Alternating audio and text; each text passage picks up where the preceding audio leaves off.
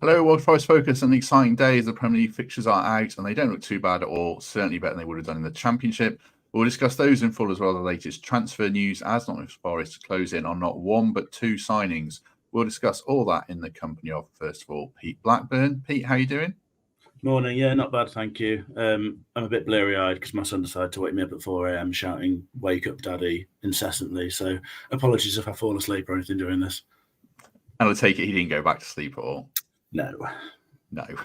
They never do. Second guest is Paul Morley, who hopefully hasn't been awake since 4 a.m. How are you doing, Paul?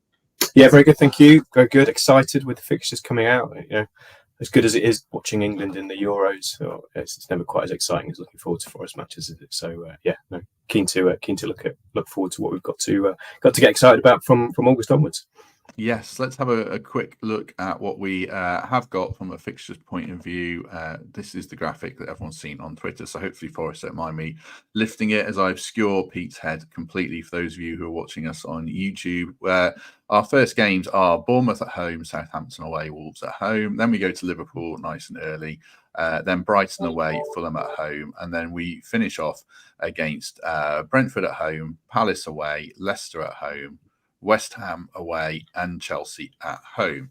Looks pretty good to me, I would say. We'll get into a few of the fixtures and a few fixture runs, but just in general, Paul, how are you feeling about that? Yeah, pretty optimistic, I think. I think if you look at those first three games, Bournemouth at home, Southampton away, Wolves at home, anywhere in the season, it just so happens they've formed in a clump at the beginning. You target those three as they're winnable games, and I know we've had not the best experience against Bournemouth at home in the last couple of seasons. I think that's putting it mildly. They've been absolute nightmares, haven't they, those two games? But I think we can look forward to hopefully a positive start. And then Anfield, fourth game of the season, again, one that you'd normally be probably completely writing off, to be honest. But Klopp's gone, new regime. It's going to take them a few games to bed in the philosophy. So what is it, 1969 since we've won there? So who knows? This could be the first time in all of our lifetimes, and probably most people on the chat's lifetimes, that we go there with some optimism, particularly if we've had a good strong start with those first three games.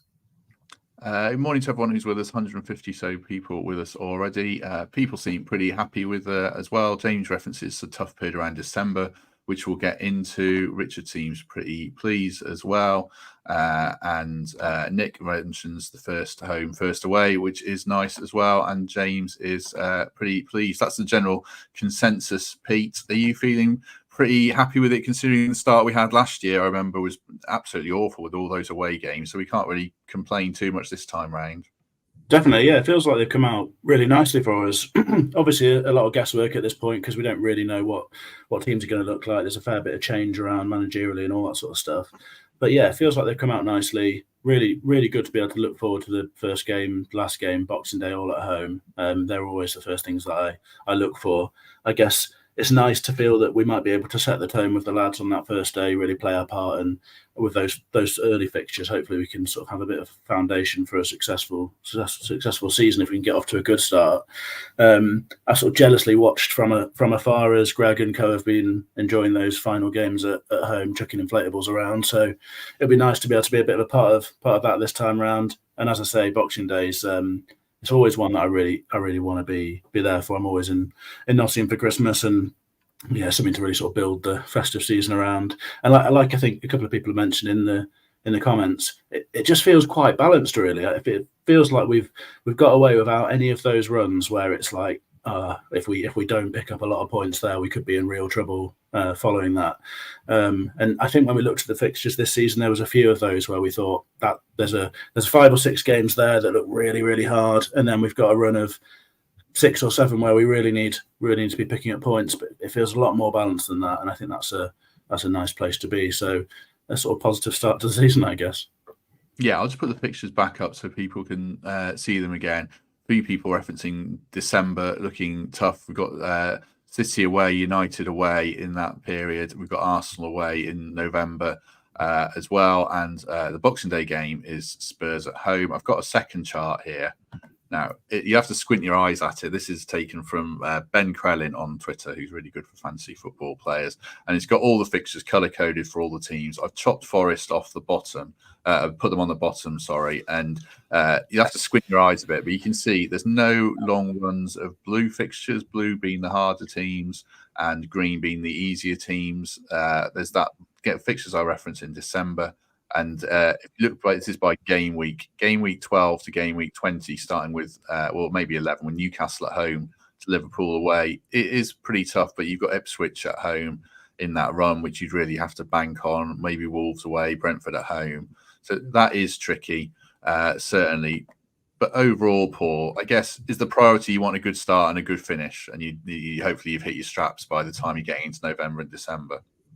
Yeah, I think so. I mean, look, I think we obviously we've discussed it just now. The start we had last year was okay. We had the 2 winnable home games, didn't we? But the 4 away games were horrible, and we don't have anything like that this time. So yeah, I think it's I think someone put in the comments we'll be top of the table after the first 3 games and there's ours to lose. So that's a very optimistic way of looking at it. But yeah, I think if we have a strong start, and you know, those first 3 games, they're obviously all in the lead up to transfer deadline day as well, aren't they? So if we, again, how much of an impact this has, you probably think minimal. But you know, if we have a strong start, and if there's 1 or 2 players that we're trying to persuade to come to us on that sort of final few days of the transfer window, going to look better prospects if we've got 2 or 3 wins under our belt. So that's going to be really important. And I think again, finishing hopefully, touch wood, you know, we're not in a situation where we're going into those last 2 or 3 games this year, you know, we're looking over our shoulders. I'm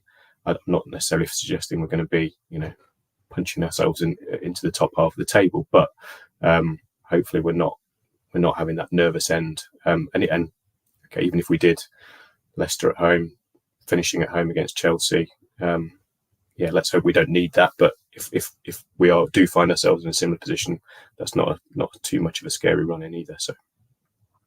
There is the contrarian point of view, Pete, which lots of people will say, and as he puts up here, we played each team twice, 38 games. Does it matter when we play them in what order? I think it does a little bit, actually, to me. What do you think? I mean, I can sort of see both sides. I mean, firstly, we've got to talk about something. And this is the best thing we've got. No, I mean, I sort of get that, but I think you have to think that it matters a little bit. Sort of everything that I guess goes into the outcome of a football match matters. You know, what players you've got available, who you're playing against, the sort of things that are going on around the football club, and you know, the fixture list is a part of that. Obviously, it's all luck. Obviously, you have to play both teams twice. But I think if you had a choice between having a really horrible start to the season and having a start where you can see more foreseeable points, you'd always choose that, because it gives you a bit of a base to work from and a bit of sense of confidence, a bit of a feeling that things maybe are bedding in. Hopefully there won't be too much change around the football club, and it's just an opportunity for us to really sort of move into the season with a bit of positivity. So I mean, I take the point. Obviously we have to play everyone twice, but certainly I'm happy with the way they've come out, and I think that it does matter to us at least a small extent. Yeah, I mean, a few people have said it in the comments as well. Fixtures breed form, I think, as well. There is a worry that we start badly and then we have we've played the easier teams and we've messed it up. And there's timings of when you play teams around, like Brighton. You know, that could have been a tough game last season and we blew it. You know, they just come out of Europe and we messed that up. There's always context around fixtures, but in general, I think it does matter. Just one word of caution as well, going back to the graphic that someone said makes no sense here, around if you look at our start, particularly the Wolves game, I'm thinking here, but Bournemouth as well. Wolves are going to really target that fixture. So they've got Arsenal away, Chelsea at home, Newcastle at home, Aston Villa away, Liverpool at home. We're kind of the outlier, even though they're away. They're going to look at that fixture. So I guess you have to take that into account as well, Paul. Maybe who you're playing, when you're playing them, especially early doors like that, is going to be a small factor as well. Yeah, I think so. But I mean, we just got to look after ourselves, haven't we? You know, if we look at that Wolves, I mean, I said that's Wolves game is one that we're going to target. So hopefully that's going to be a really good game if they're going to be targeting it as well. I think just in terms of the timings, you mentioned some of the other teams when we're playing them. I was just looking through the list, and I guess what games do you typically write off at the start of the season? You think actually we're not going to get anything there. I mentioned Liverpool historically as one, maybe not so much this time. Probably the Arsenal and City away games are two that, again, you with the best will in the world, you probably write those two off. But although they're within 3 fixtures, we've got Ipswich at home, plumb in the middle of those two. So, that is a really, hopefully, a nice sweetener that, whilst they're 2 really difficult games, you've got Ipswich at home in the middle. If you look at the other teams that again, you'd think we might struggle against, or, the teams that have done really well last season, when we play Villa at home, that's directly after a Champions League game for them.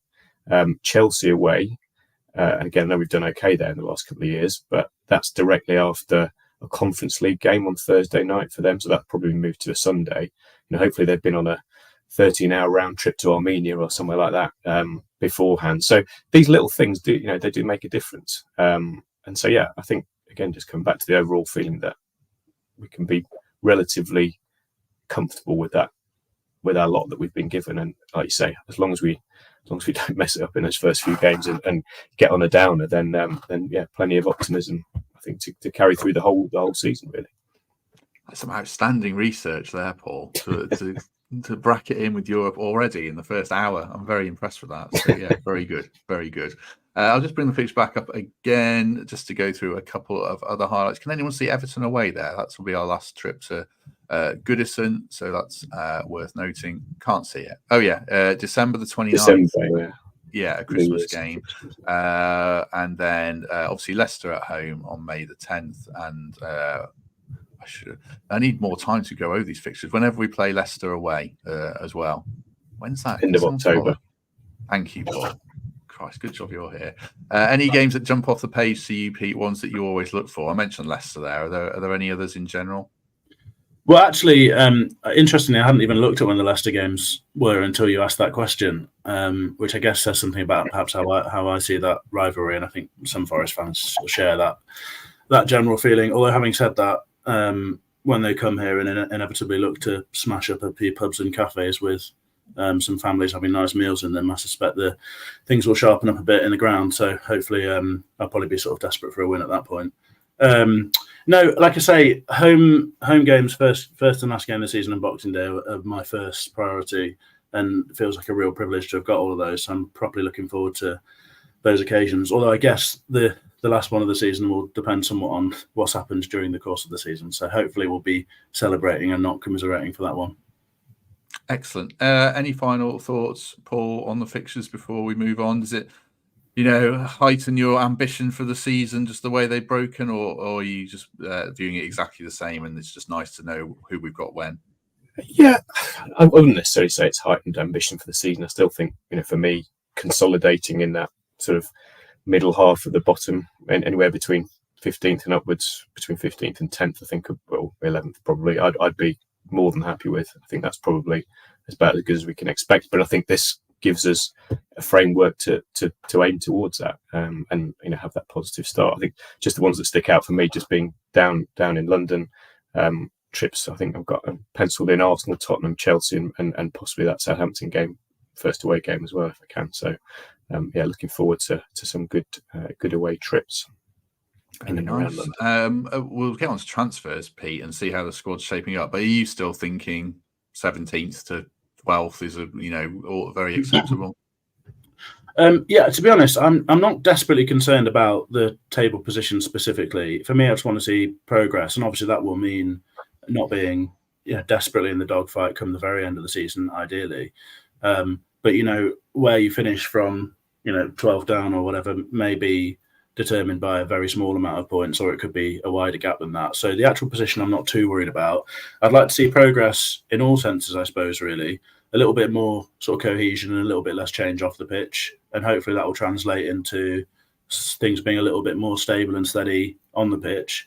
And if we can do better than we did last season, with a smaller squad and less cost and such like, then I think we're on the right track. And I think that's really where we need to be. I think ambition's great, but it needs to be backed up with a sort of a plan. And you have to accept as well that this is just an incredibly tough league. And if you're staying in it, you're doing well. And if you're progressing in it, you're doing really well. And that's where I want us to be, really. So if we're still in it and we're moving on, getting a little bit better each season, then I'm really happy with that. Excellent. We'll get into transfers and how we might progress shortly, but just a quick word for our sponsors, the Trent Navigation, excuse me. You can get your tickets to watch England versus Denmark and Slovenia at the Navigation now via gigantic.com. They now have 2 outdoor big screens, 2 outdoor bars. There is the new pizza kitchen. There's the barbecue food court. When it comes to Denmark game, VIP is sold out, but as of yesterday, there was limited general admission available. And Slovenia, you can still get general admission, and there's still a few VIP tickets available. So that's gigantic.com to watch the Euros at the Nav, and there's a QR code on the screen if you're watching on YouTube. So scan that and it'll take you to the ticket website, I assume. I don't know where else it would take you, but I haven't done it. I'm sure it does. Can I just to add to that, Matt? I was there for the England game on Sunday night with a few mates. Met a couple of podcast watchers who were really nice to meet as well. But I mean, it is actually unbelievable. I think it's the first time I've ever watched England at a venue, or in fact any football match at a venue like that, where it's got everything you need, but also there was never a queue of more than 1 or 2 people to get a pint, which is absolutely phenomenal planning from the guys involved. So I mean, it did mean that I was suffering somewhat, and I could have done with some delays to getting beers. But it was great. So I'd certainly recommend that people get some tickets for that. Excellent. Authentic advertising. There we go. Love it. So good stuff, Pete. Right. Let's go on to transfers then. 2 players to talk about. We discussed Carlos Miguel, but I will get thoughts from the chaps on him because he is pretty close to signing.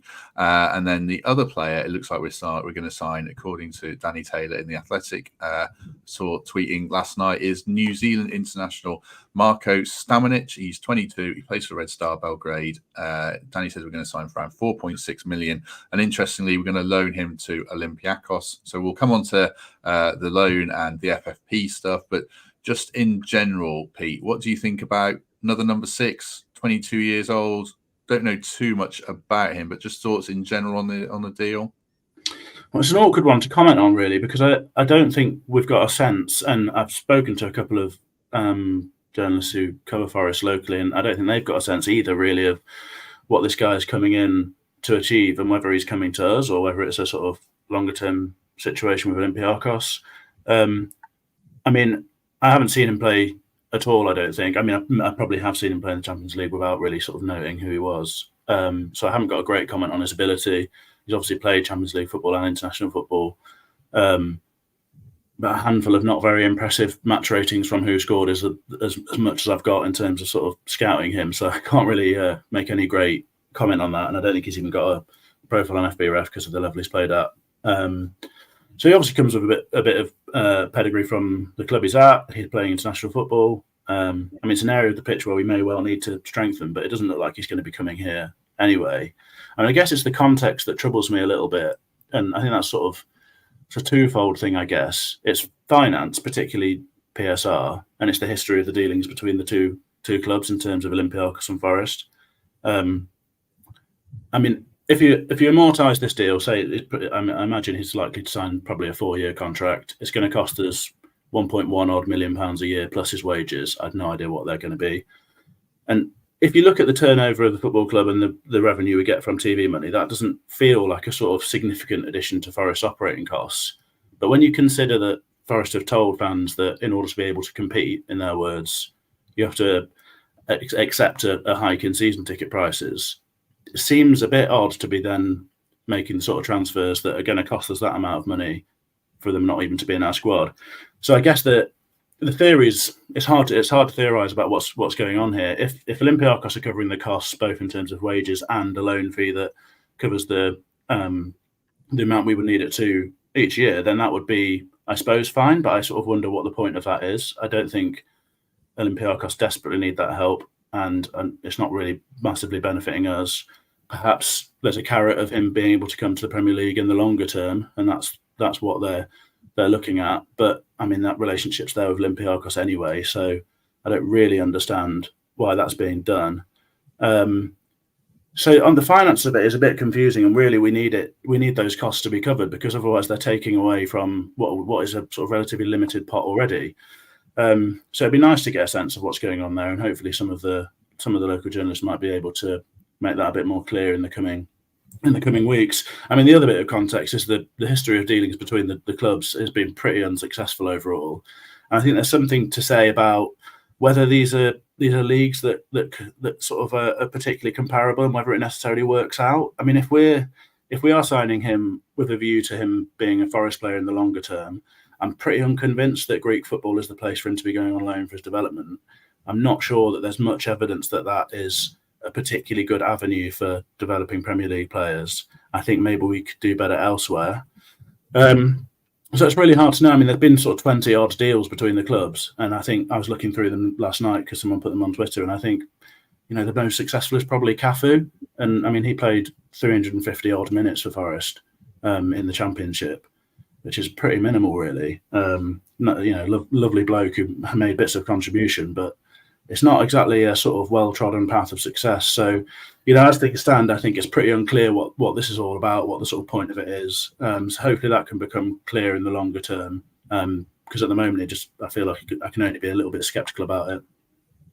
Yeah, there are questions around it, like you say, around the loan fee for amortization of the contract. So, like Pete says, if we sign him for 4.5 million, it's like 1.2 million a year, 1.1 million a year. If Olympiacos pay that loan fee, then that sounds fine. Does it go in this year's accounts? Does it go in next year's accounts? Are we signing him to get a lower fee and think he's going to be worth 15 million in a year, and we've already got him in our family, and he's a Forest player already, so that could work. I can understand the skepticism from people as well, though. Like Pete says, there's been 20 odd deals between the clubs and they haven't really worked out. So it's an interesting one. If it was the first one, then I think we might view it differently. But it's got that kind of that taint that sticks in people's minds a bit. And there is also the PSR question. We need to sell players and we're buying them, so it feels a bit odd. I suppose, as Pete says here, Pete Brockwell, Brighton and Chelsea sign players, loan them out. Wolves do it with Grasshoppers, Zurich as well. It's whether it's the right deals for clubs at the right time. Just before I come to Paul to get his thoughts, I do have a graphic on Stamenic, continuing the theme of nicking graphics. So this is from WT Analysis on Twitter, WT_analysis. If you want to give him a follow, you can see statistically good on the ball, good passer, moves it well into the final third. This is in the league. He was Serbian Premier League. Really weak in defensive duels, really struggled there, which is a slight worry, to say the least, for a defensive midfielder. But I really honestly haven't seen him play. Paul, there's an absolute ton to unpack there. So what are your thoughts on the whole deal? I could just go very easy, can I say? I agree with everything Pete says, which by and large I do.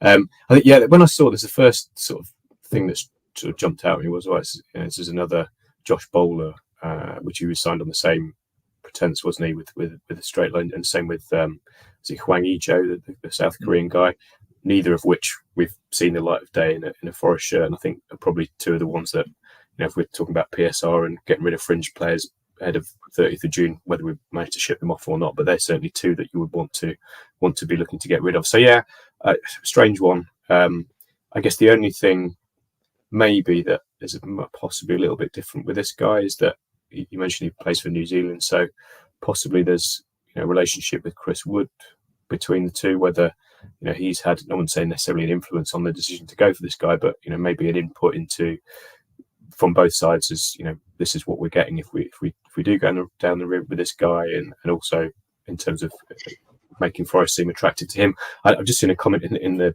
things about his sign for Coventry. I know he has actually signed for Coventry City or not. He was linked with Coventry City. I was just saying he was. They thought they got him, I think. So I'm just I don't think he has. No, I don't think he has. Continue, so, Paul. I again, unless there's something that we're all missing, it seems a strange one for me. But I guess again, at the end, at some point, we've got to put trust in the club and the recruitment, and like to think that they're doing the right thing and they've learned lessons from previous misdemeanors in this sort of type of deal. So, we'll have to wait and see, I think, on this one.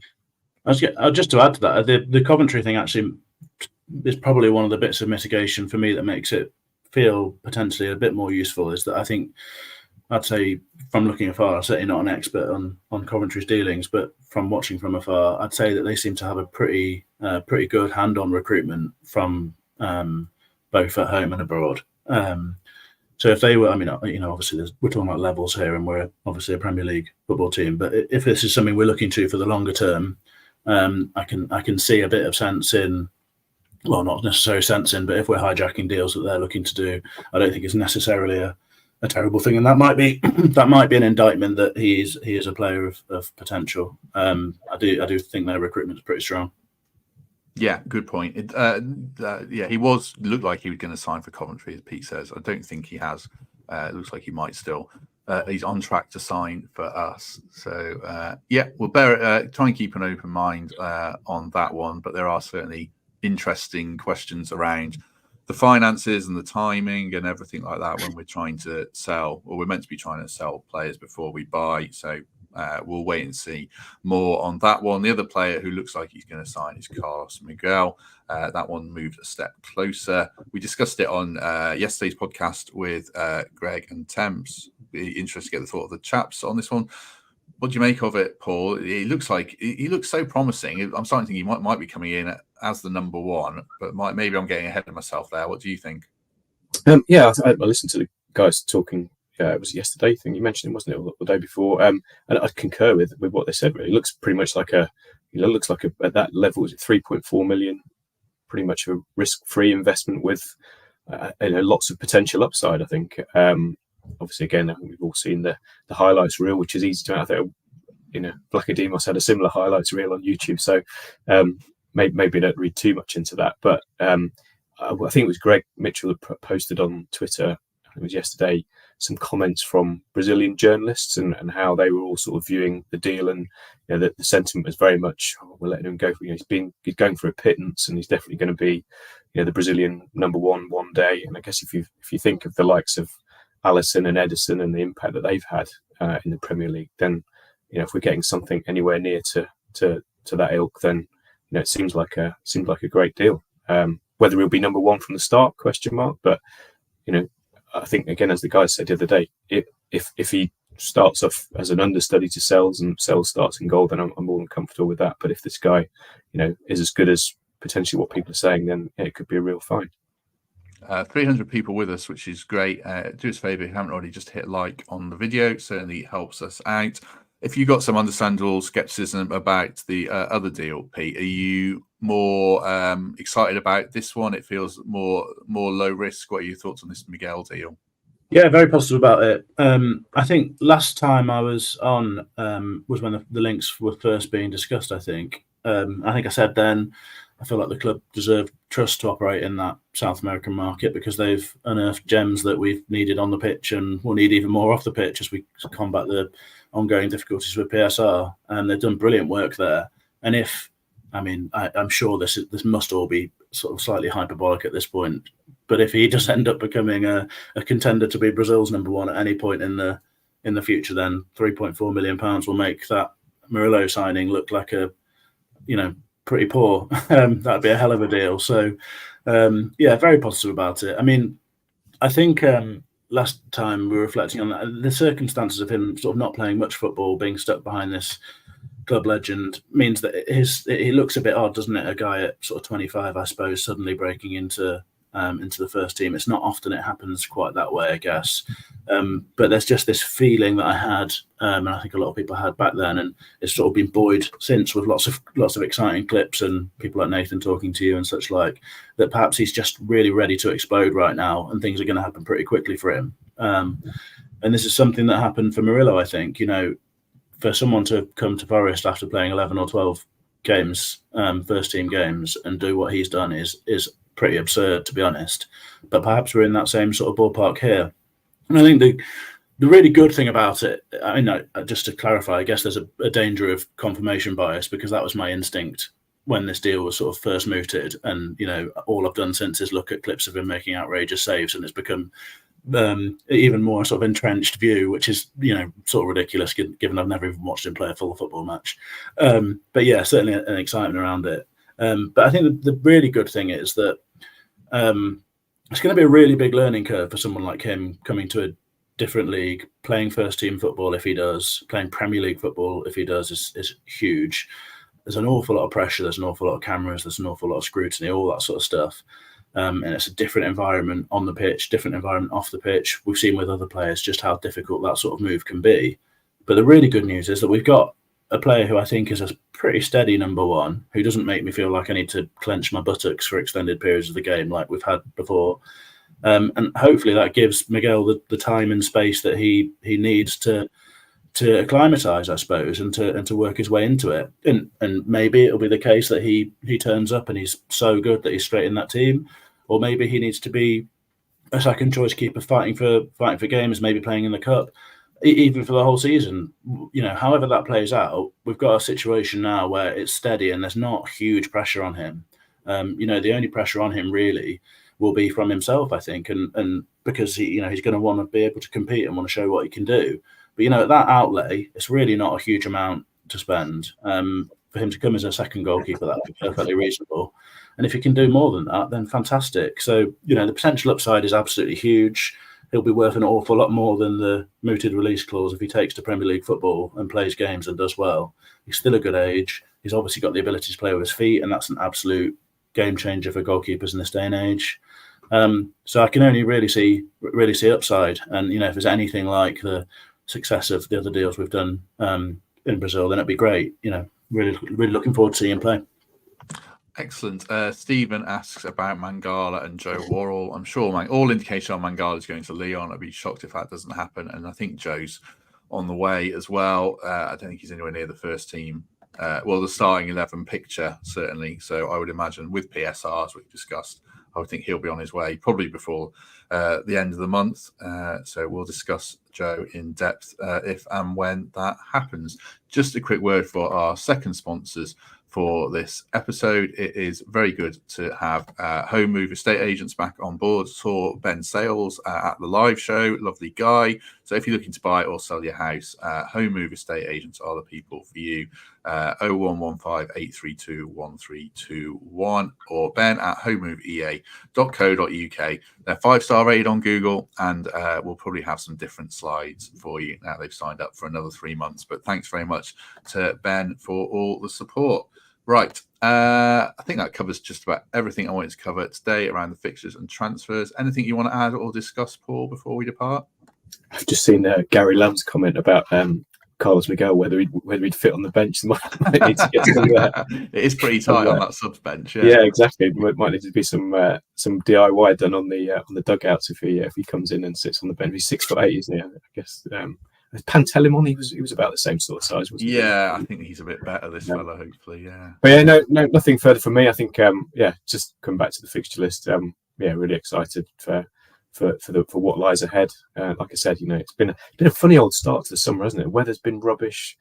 Normally this time of year, I'm really into sort of cricket mode, and we've had no test matches, not till the middle of July, I don't think. The World T20 's not really got going yet, has it? Knots have been dog awful in the blast. So football back on the horizon, particularly Premier League football, is definitely given me a spring in a step today. So really looking forward to next season, and good to chat it through with you guys.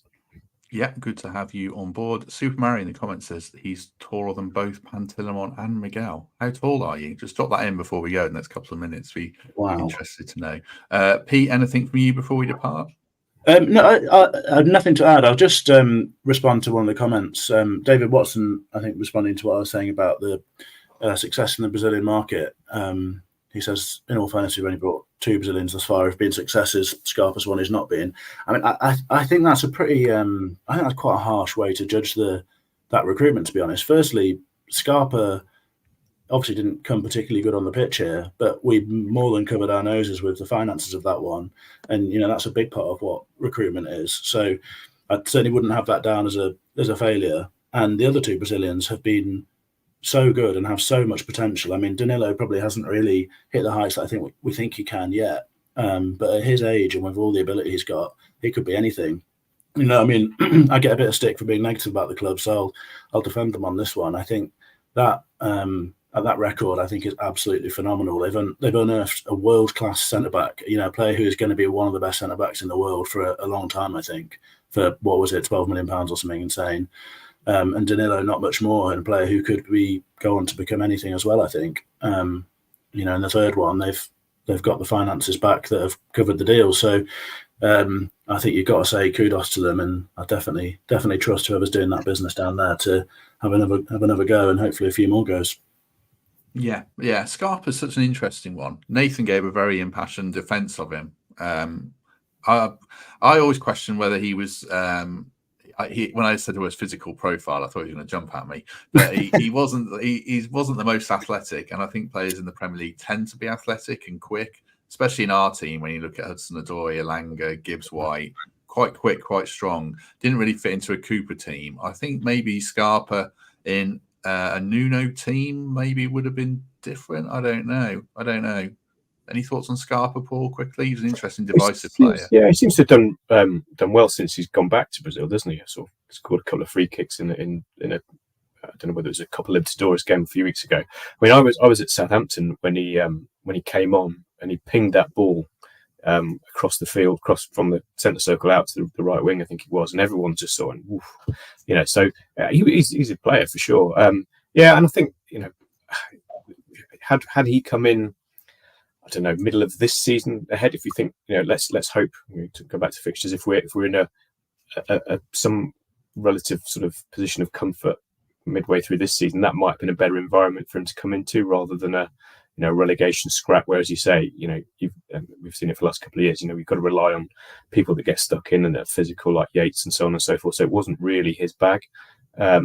But yeah, I think I certainly wouldn't criticise the club for going for Scarpa. He's obviously got a lot of quality, just didn't quite work out. And as Pete says, in the end, it didn't end up costing us anything. So nothing ventured, nothing gained, I think, as far as Scarpa went, and just didn't work out.